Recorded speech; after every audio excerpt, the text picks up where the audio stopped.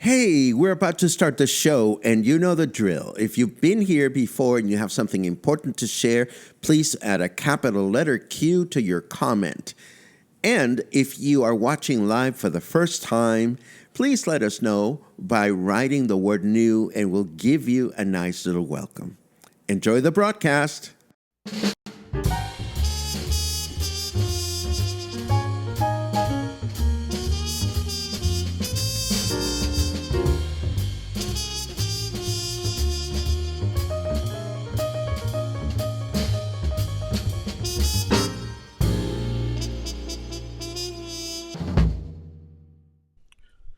Good morning, everyone. Welcome back to Coffee and Headlines, our morning get-together live here on Facebook, where we take a look at what's happening out there and bring it in here. Ooh, that's a new one. It's look at what's happening out there. We bring it in here. We share it with you. You share with me what's happening out there, and you bring it in here. I don't like that. It must be the changing of the weather. You know what happened to me this morning? This morning, for the first time this year, when I started drinking my coffee, which of course is warm, I felt hot. I felt sweaty. And all of a sudden, I felt my legs, and my legs feel schwitzy. For the first time this year, I have begun to reconsider whether it's time to start drinking iced coffee or not. Yes, the warmer weather is here, and it is time to switch to iced coffee. It is time to switch to smaller crochet projects. No more Afghans, no more shawls, because they're complicated too. Oh, Larsito! Lars is watching from Copenhagen. I will have a wonderful image that Lars shared with me this morning from Copenhagen. But I'm going to share that with you in a little while. I'm also happy to see you, Gary. I hope you're feeling better. And I'm glad that you're excited to go to Cuyutlan after yesterday's presentation. Yesterday's presentation was fun, and a lot of you enjoyed it. If you still want to watch it, it is still there, and it will be there available for supporters of Coffee and Headlines. If you're not a supporter of Coffee and Headlines, it's not that expensive, and it gives us the opportunity to continue to serve you moving forward. Today, we have very little news, but we have lots of good news. How do I explain that? Well, today is going to be primarily a show and tell day, because that's what we have. And thank God for our friends that send us wonderful stories and wonderful news to share with you. So today we are starting with our dear friends from Amapas Neighborhood Association. And I am so glad that you are here, Gary, because I may get some facts wrong. And I hope you will help me clarify. Gary sent me some wonderful images, but let's start with this one. What a mess. You are looking at the stairs that allow folks living in Upper Amapas, that is on the hillside next to Highway 200, to reach Lower Amapas and the beach. For years, these stairs have been littered with garbage, and they have been slippery during the rain season and dangerous at night due to poor lighting. And one of the projects that Amapas Neighborhood Association has embarked, look at the difference just from before and after. Look at the work of a handful of dedicated volunteers that have cleaned the stairs. But this is just the beginning. The Amapas Neighborhood Association has been very busy working on the next phase in the revitalization of the stairs connecting Lower Amapas with Upper Amapas. They're calling it Amapas Ascent Stairway Stories. And thanks to the work of local visual artist Tamale Ringwald, he has been creating his vision and directing the painting of murals of Vallarta icons on the Amapas Stairs. He has already painted a number of murals throughout the city that have been quickly embraced by locals and tourists alike as cultural landmarks. And this is what it's starting to look like. Isn't this amazing? Now, a question to you, Gary. I know that you did the stairs that lead to the Arte Museum place. I think that is on Calle Abedul. So I'm wondering if we're talking about the same stairs or we're talking about the other stairs when I look at these photographs. But regardless, phase 1 of the Amapas Stairs project has been completed. On this ambitious project, completely funded by residents and locals in our community. New concrete stairs, hand railings, improved lighting, and landscaping refurbishments are all contributing to a safer and secure corridor connecting not only visitors and tourists, but also domestic workers and residents alike, from Highway 200 to the beach, shops, restaurants, as well as your favorite entertainment venues. We have been they say, this is a quote from their press release, we have been overwhelmed by the generosity of local paint and supplies from Benjamin Moore, Mexico. The project started on April 16 and should take approximately 1 month to complete. All I can say is this is wonderful news, and congratulations to the Amapas Neighborhood Association for undertaking this very wonderful and valuable project. Of course, there are all kinds of opportunities to get involved with the Amapas Neighborhood Association. Even if you don't live in Amapas, they are a bunch of great people and they're always doing wonderful projects. So if you're looking for an organization to get involved with or to volunteer with, Amapas Neighborhood Association may be what you are looking for. So that was show and tell number 1. The second one, I am just blown away, and it answers the question, where would I like to be this coming weekend taking photos and doing a walking tour? You are now looking at the new Boca de Tomatlán Pier. I was happy to find these photographs that were published by Governor Alfaro on his Facebook feed. And it's the new Boca Pier, and it turned out beautifully. As you can see, it is completely redone, and it is beautiful looking as well. It even has a ramp for people that arrive on wheelchair that allows you to comfortably get to the level where the pangas and water taxis are welcoming passengers. And it's unlike anything I've ever seen in a pier in the state of Jalisco. And of course, we remember that this is all part of the project that the state government is undertaking to improve all the piers in our state.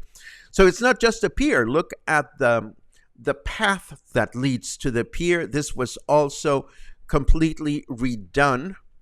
So now I am very intrigued to go and see it in person, because some people may use the pier to go to other places south of the bay that are not reachable by car, such as Las Animas or Yelapa or Quimixto.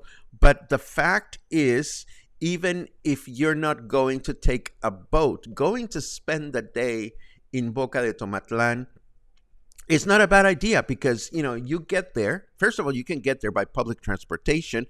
And once you're there, you can enjoy, hanging out under a palapa, eating the local food, people watching, and dipping your feet in the sand, all that good stuff. And it's just a tiny, tiny little town.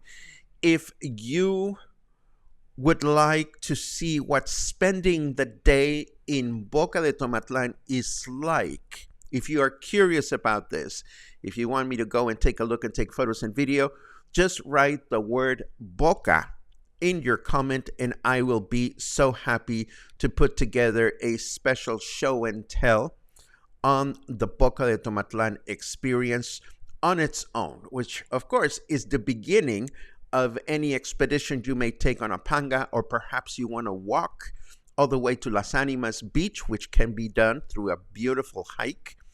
And I have one more show and tell, but I'll wait for that until after the weather forecast. Let us see what's going on out there. I did something that I didn't anticipate to do, which is I've covered your comment window, so I have no idea what you're talking about. But this is keeping me from being distracted. I love it. But I should keep it visible in case my sound goes wonky or something. Anyhow, here's our weather forecast. It is 26 degrees out there right now. Humidity is at 66%.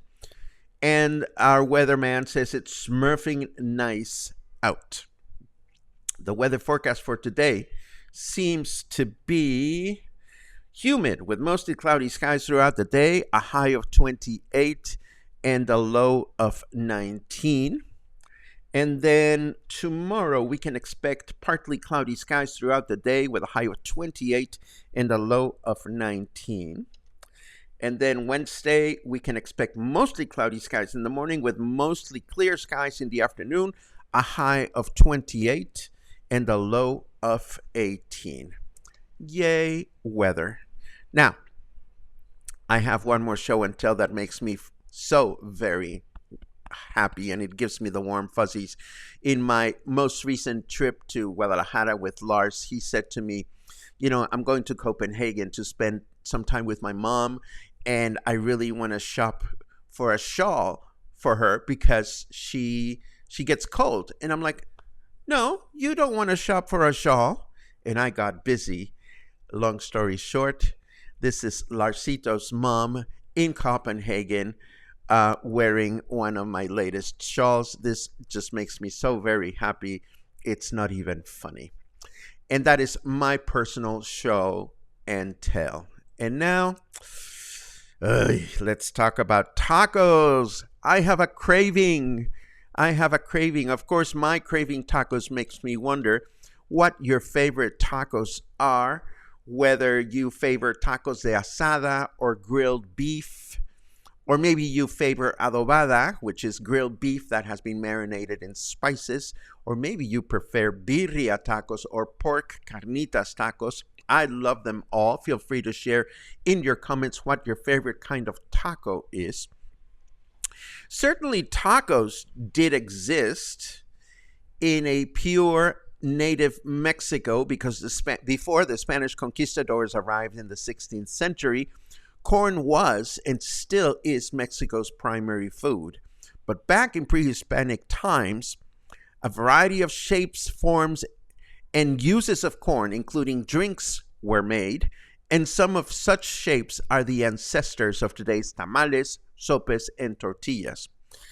But tacos, or the tacos of pre-Hispanic times, were used as surfaces or containers of different types of food, such as vegetables, beans, and meat. An ancient type of tortilla that was flexible and able to contain food took popularity and over the years became the modern taco. But something is missing here. We haven't talked about my personal favorite, which of course is, drum roll, tacos al pastor, which literally translates to shepherd-style tacos, but nobody calls them that actually. Who hasn't fallen for the sight and the aroma of a trompo of pastor? A trompo slowly roasting with pineapple on top or on the side. And by the way, we call the stacked pork meat trompos due to its shape similarity with that of the Mexican spinning top, a traditional toy, which is also called a trompo. And while tacos al pastor may be arguably the most popular in Mexico and elsewhere, they are not nearly as old as their pre-Hispanic predecessor. The method of preparing and cooking al pastor is based on the lamb doner brought by Lebanese immigrants to the region. During the 19th century, variations of a vertically grilled meat dish doner, now known by several names, started to spread throughout the Ottoman Empire. Levantine versions of the doner, called shawarma, were brought to Mexico in the late 19th and 20th centuries by way of Lebanese immigrants. In the 1920s, in the state of Puebla, lamb meat was replaced by pork, and Mexican-born progeny of Lebanese immigrants began opening their various restaurants, and later in Mexico City, they began to marinate the meat with adobo and using corn tortillas, which resulted in the al pastor taco. And it is actually unknown when they started to be prepared and served as we know them today, but it was during the 1960s when they rose to popularity. And of course, why are we talking about tacos al pastor today? Well, first of all, to give everybody a craving. I don't want to be the only one with it, but also because everything seems to indicate that I'm going to the movies tomorrow with my friends. And whenever we go to 2-for-1 movies at La Isla, this always results in a taco outing afterwards. And this is what I have to share with you, but I do have a couple of announcements. As I mentioned previously, we had a wonderful, wonderful interview with one of the owners of Hotel La Villa in Cuyutlán. That was Scott McFarland. He and his partner David have opened this wonderful haven about 5 hours south of Puerto Vallarta. Truly a wonderful place to go and explore. If you want to watch the interview and the show and tell, there's a lot of photographs of what we saw along the road and the features of the town itself. It is available for you to watch if you are a Coffee and Headlines supporter. Also, I need your help. We have another spotlight coming up this coming Wednesday. I took Wednesday off this past week because I was on the trip, but we are going to continue doing this on a weekly basis. But I need your help spreading the word, letting other event organizers know that they have this new opportunity to let us know about what they're up to by way of joining me live from whatever place they're watching, so that we can interview them and learn more about other events that we may want to attend. And of course, the spotlight happens every Wednesday at 4 p.m. moving forward. And last but not least, of course, on Saturday, not on Saturday, what am I talking about? On Thursday, this Thursday is Libertango. This is my little music appreciation presentation that has to do with the history of tango, the difference between old tango and Nuevo tango, and the amazing impact that Argentinian composer Astor Piazzolla has had on the music and on the dance, the tango dance. I continue, by the way, to receive wonderful, very supportive comments about the online music appreciation presentation that we did on the Requiem, and I am totally grateful for that.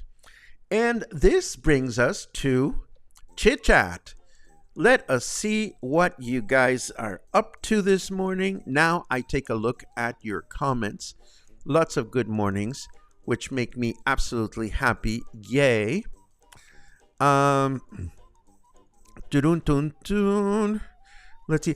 Oh, Daniel is in town. Daniel, I think we need to get together like pronto and have adventures, because I know that you leave on Sunday and I want to make sure that we have some quality time before you go back to whatever new mission you have. Let's see what else we have. Look at all these good mornings. I love it. I see a welcome to Lisa. Lisa, where are you? Sylvie. Hi, welcome, Sylvie, to Coffee and Headlines. Where are you, Sylvie? I don't see you. Wallace says, oh, hold on. Excuse me. Wallace says, thanks for the shout out to our Amapas Neighborhood Association. You guys are so amazing. It's not even funny. It has been a pleasure for me to praise your work because it is nobody else is doing what you're doing, or at least we are not hearing about it here at Coffee and Headlines. So I am so grateful that you've taken the initiative to send me your wonderful press releases and your show and tell photographs. It is thanks to you that we can connect you with the rest of the audience. Yay. Kathleen, I have a nasty scar from those stairs as they were in the 2005. I have a nasty memory of things that I did on those stairs that I shouldn't have been doing, but that's already too much information for Coffee and Headlines. Enough. Here's the kind of clarification that I was looking for. These are abedul, says Gary. The cleanup was at the stairs down to blue chairs. Okay, so I'm still a little confused with my stairs, but what is important is that you guys are doing all this wonderful work, and I bow. Well, I don't bow because I would bump against the microphone, but I bow in your general direction. You know, Claude, this is so wise. Thank you so much for saying that. It's beautiful to see folks take pride in the neighborhood, because you know what? We could get negative about these things and complain about the fact that the government should be doing some of this work. And it is true. The government should be doing some of this work, but that's not up to us. What is nice is that as you say it, and you say it most eloquently, it is beautiful to see the people take pride of their own neighborhood, and that is just wonderful. Parim pam pum pam pum. Isn't it, Sherry? That pier, it's like I want to go see it. I totally want to go see it. Claude, let's hop on Greta and go have breakfast in Boca de Tomatlán. At least that's my wish. Let's see. Kelly says, I was in Boca yesterday. That is wonderful. And Wallace, thank you very much for that invitation. Anyone interested in volunteer for any Amapas Neighborhood Association projects can contact us at volunteer@amapaspv.com. We do cleanups on the second Saturday of each month. If you're wondering why I'm reading all of your comments out loud, it's because there are some folks out there that don't watch Coffee and Headlines, but they listen. So I want to make sure that we have everybody covered. Look at you. I so love you when we are in sync. Look at all of you saying Boca, Boca, Boca, Boca. I am going to go to Boca and spend the day there just to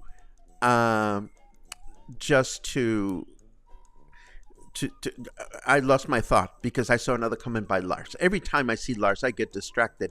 Don't ask me why. Boca, because it is a great day trip and you will enjoy it. Absolutely. Absolutely. What I was trying to say is I'm so happy to see people get excited about Boca. It's so easy to take Boca de Tomatlán for granted, or Misma Loya for that matter, because they're there. But, if you want to get away from the city, all it takes is 15 pesos on the bus or whatever they charge, and you are in a completely different place. Let's see. Thank you, Christy. Gorgeous shawl, and I know Mama Lars is thrilled. I certainly hope so. Purum pum pum, purum pum pum. Oh, yummy. I forgot about those. Chorizo tacos. Absolutely. Chris, you nailed it. I love old tacos. And I love that Gary loves old tacos. Old tacos are wonderful. And Sue says, I love birria tacos. We are so lucky here in Versalles or near Versalles because we have the best birria tacos in town. And of course, I'm talking about Birreria Tio Toño. And shrimp tacos are absolutely wonderful too, Kathy. I just had great shrimp tacos the other day. Let's see. Boom, boom, boom. Muffin is on the move. It's a beautiful morning for a bike ride. Haven't yet even began to sweat, and I'm already passing the Sheraton. Just taking a water break to check in, and happy beginning of the week for everyone. That is wonderful, Logan. If we go out for tacos after the movie tomorrow, I'll let you know. Um, oh, how wonderful. Our friend Albert turned me on to a local place here in LA. Lobster tacos on blue tortillas is my jam. Thanks, Albert Friss. I'll tell you, Albert is going to get the unofficial Coffee and Headlines Award for adventurous spirit because he went to somewhere else in Mexico. I think, I forget where he went, but he went with Kevin, the owner of Collectica Art Gallery, because Art is so fascinated by some of the works that Kevin exhibits. They went somewhere in Mexico to visit with the artists in some little pueblo, and I am just so very happy that he is reaching out and expanding his horizons and exploring through Mexico. Wonderful. Uh, oh, I know what that is about, and I'm not sharing any details. Um, And Claude says, a great adventure with Greta to Boca. Well, I say let's do it. Let's go to Boca de Tomatlán this weekend and take photos and videos.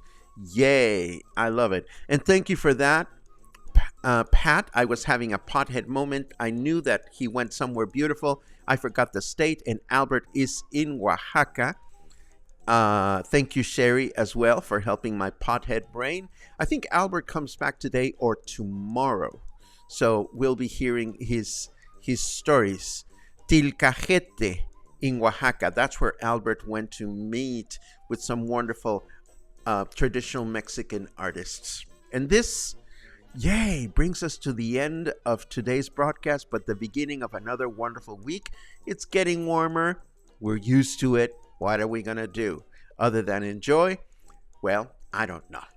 What I know is that I want to wish you a wonderful day today, and I want to wish you a great week. I have great things going on over here that I'm going to be sharing in the next few days. So let's get to work. And for those of you that are not working, go and seize your day in whatever way you usually do. And I'll see you again tomorrow morning. Take care.